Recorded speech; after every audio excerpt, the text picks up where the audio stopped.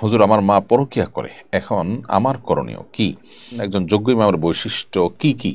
চলুন আর বিলম্ব না করে যে সমস্ত প্রশ্ন ইতিমধ্যে চলে এসেছে আমরা সে সমস্ত প্রশ্ন উত্তর দেওয়ার আলোকিত ভুবনে আমরা প্রবেশ করি। আব্দুল্লাহ আল মুত্তাকিং এই আইডি থেকে আপনি লিখেছেন, হুজুর আমার মা পরকিয়া করে, এখন আমার করণীয় কি?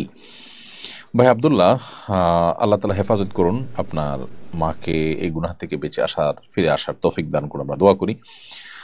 নিজের মাই যদি এরকম অপরাধে জড়িত হয় তাহলে সেক্ষেত্রে আপনি আপনার নানা নানি, দাদা দাদি, অন্যান্য যে সমস্ত মুরব্বীরা আছেন যাদের মধ্যে আল্লাহর ভয় আছে, ন্যূনতম অপরাধ বোধ আছে, কোনো গুনাহের ব্যাপারে আল্লাহর ভয় তাদের অন্তরে লালন করেন, এরকম যারা আছেন, পরিবারের সিনিয়র সদস্যরা আছেন, তাদের মাধ্যমে আপনি এটার প্রতিকার করবার উদ্যোগ গ্রহণ করবেন।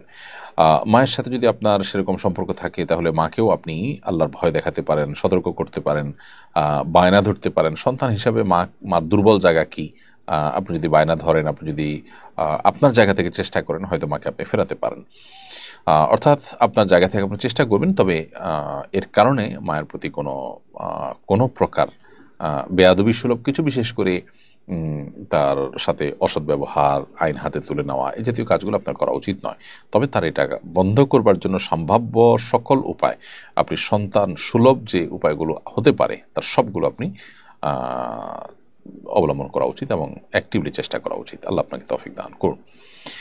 রজব মাসের আমল সম্পর্কে জানতে চাই। রজব মাসের আমল হলো যে এটি সম্মানিত মাস হিসাবে সম্মানিত মাস যাচ্ছে সে কথা মাথায় রাখা, এবং রুটিন যে ভালো কাজগুলো আছে সে ভালো কাজগুলোকে বিশেষ যত্নের সাথে করা এবং অন্যান্য মন্দ কাজ থেকে বেঁচে থাকা। এটা হল রজব মাসের প্রধান এবং সবচেয়ে গুরুত্বপূর্ণ করণীয় আমাদের।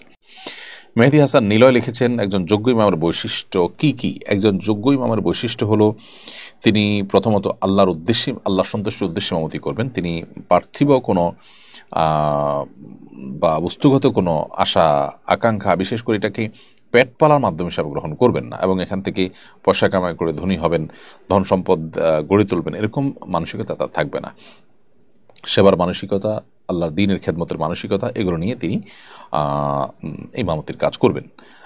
দ্বিতীয়ত, ইমামতি করার ক্ষেত্রে তিনি কোরআন এবং হাদিসের আলোকে মানুষকে পরিচালনা করবেন, মানুষকে দ্বীনি শিক্ষা শিক্ষিত করবেন। একজন ইমাম হিসাবে সমাজের নেতৃত্বের জায়গায় যেন মসজিদ আসতে পারে, তিনি আসতে পারে, সেজন্য তিনি কাজ করবেন। আর নানাবিধ ভালো কাজে তিনি নিজেকে এবং মসজিদকে এঙ্গেজ করে নিজে এবং মসজিদের, সমাজের প্রাসঙ্গিকতা মসজিদের, এটাকে তিনি প্রতিষ্ঠিত করার চেষ্টা করবেন।